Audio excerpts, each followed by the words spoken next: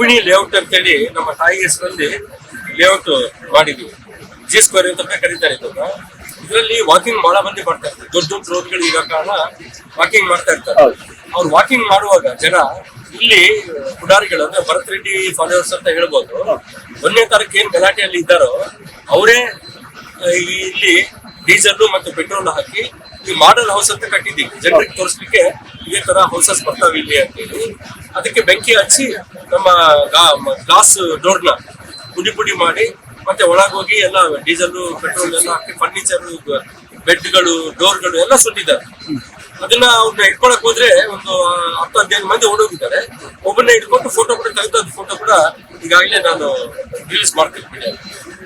ಗಲಾಟೆ ಏನೆಲ್ಲ ನಡೆದಿಲ್ಲ ಅಂತ 100% ಏನು ಬಳ್ಳಾರಿಗೆ ಭಸ್ಮ ಮಾಡ್ಬಿಡ್ತೀನಿ ಅಂತ ಹೇಳಿದ್ದಲ್ಲ MLA ಅವರ ಒಂದು ಫಾಲೋವರ್ಸ್ ಅಂತ ನಮಗೆ ಗೊತ್ತಾಗ್ತಾ ಇದೆ. ಅದು ನಿನ್ನ ಪೊಲೀಸ್ ಡಿಪಾರ್ಟ್ಮೆಂಟ್ ಕೂಲಂಕುಷವಾಗಿ ತನಿಖೆ ಮಾಡಿ ಇದನ್ನ ಸಸ್ಪೆಂಡ್ ಮಾಡಿ ಕೂಡ ನಾನು ಫೋನ್ ಮಾಡಿ ಹೇಳಿದ್ದೀನಿ. ಮತ್ತೆ ಡಿಪಾರ್ಟ್ಮೆಂಟ್ ಅವರು ಬಂದಿದ್ದಾರೆ, ಫೈರ್ ಡಿಪಾರ್ಟ್ಮೆಂಟ್ ಅವರು ಬಂದು ನಂದಿಸ್ತಾ ಇದ್ದಾರೆ.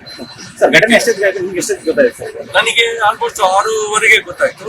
ಅಷ್ಟೊತ್ತಿಗೆ ಇದನ್ನ ಬೆಂಕಿ ಹಚ್ಚಿಲ್ಲ. 6:00ವರೆಗೆ ಏನೇನು ಡ್ಯಾಮೇಜ್ ಆಗಿದೆ ಸರ್?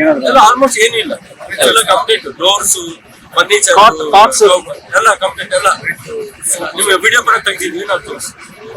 ಪೆಟ್ರೋಲ್ ಮತ್ತೆ ಇದು ಪೆಟ್ರೋಲ್ ಡೀಸೆಲ್ ಎಲ್ಲ ಹಾಕಿ